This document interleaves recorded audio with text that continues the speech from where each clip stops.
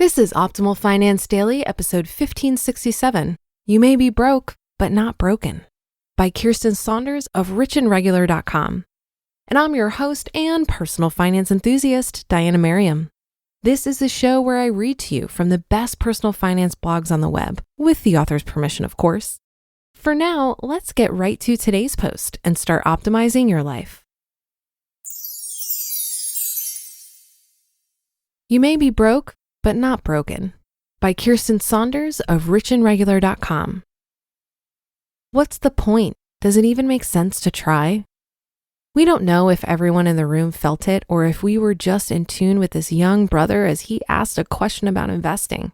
Though looking back, it was more of a peek into his emotional well-being than an inquiry on what to do with his money. He started strong, but as he began listing his debts, his voice got softer and softer. You can see the wheels turning as he considered whether he was truly comfortable blurting out his actual debt balance in front of 50 onlooking strangers. Finally, he settled on murmuring 6 figures in student loan debt, with a sad smirk on his face implying, it is what it is.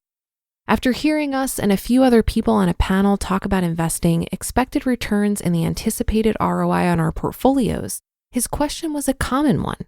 He wanted to know, if the interest rate on his loans were about 5 to 6%, does it even make sense to invest if the stock market historically has produced an average return of 7% adjusted for inflation? The other panelists agreed that in general, it's always a good thing to invest your money, even if it's just a little bit. After all, there is value in overcoming the emotional barriers of investing and getting into a rhythm of putting your money to work for you.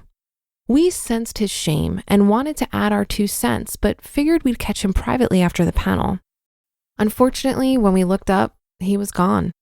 His question was a good one, and we really wanted to answer it. More importantly, we wanted to give him hope because we could sense how broken he was by the debt balance he'd accrued over the years. For us, the last few weeks have been filled with incredible highs and some deeply heavy lows.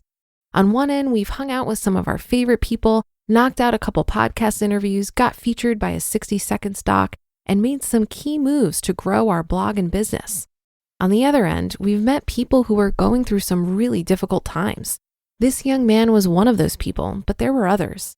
Not too long ago, we were hanging out with a dear friend of ours. She's brilliant, one of a kind, and capable of doing anything she puts her mind to. But by her own admission, she's also clueless about money. She's one of our biggest supporters, and while she gets it on paper, she can't envision actually taking any of the steps we've taken. We don't push because she's a grown-ass woman and we respect her boundaries. It just sucks knowing she may be spending the money she needs for her future today. Then we had the pleasure of meeting another young woman that nearly brought us both to tears. She was a 20-something single mom working hard to ensure she had enough money to get by and make sure her young son had a steady supply of the medicine he needs. Against all odds, she was actively investing and ready to do more. She made about $30,000 and drove for Uber on her off time, but she was drop dead tired because of it. Have you ever met someone that had great energy?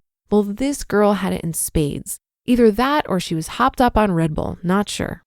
Either way, after speaking with her, we couldn't help but think how fortunate we were, not just for the decisions we've made for ourselves, but because our little chat may have contributed to her holding on a little longer and potentially helping to dig her out of the hole she was in. We did our best to give her confidence that this was just a season and that she had the tools she needed to get ahead. Towards the end of our talk, she got a little choked up and came in for a hug.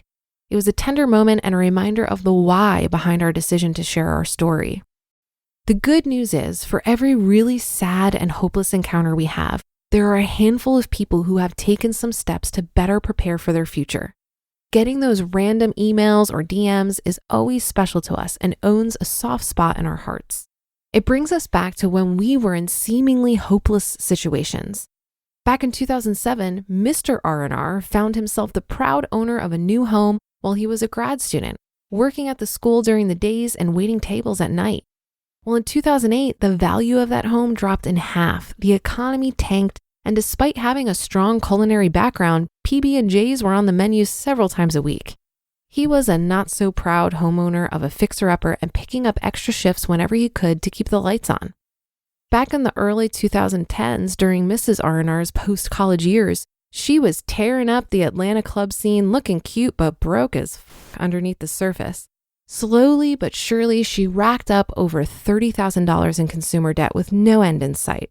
To make matters worse, she was bailed out of her situation and slowly spent herself right back into the hole she was in. Luckily, when we met each other in 2012, we stumbled into an uncomfortable conversation about money after a trip to Panama.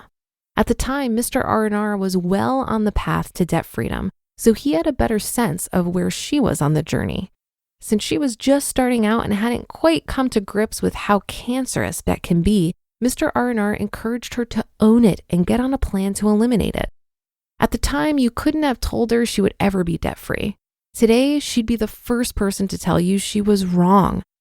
The moral of the story is, we've both been broke as before, but we didn't let it break us. Listen, we don't have a magic 8-ball, tarot cards, or Jesus on the main line.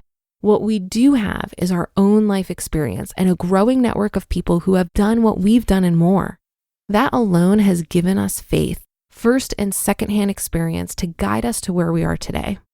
We don't know who needs to hear this, but please know, the dollar amount you owe today doesn't define you. A poor credit score doesn't define you. The decisions you make in your younger years do not define you. The jobs you've had and lost don't define you. And neither do the people who can't quite wrap their arms around the vision you have for your life. You define you. And if tomorrow you want to change your definition, you can do that too. The tactics to paying off debt are endless, and the people trying to help you along that process are plentiful. You can pick a few, all or none of the above, but ultimately, it's up to you. You just listened to the post titled, "You May Be Broke, But Not Broken," by Kiersten Saunders of richandregular.com.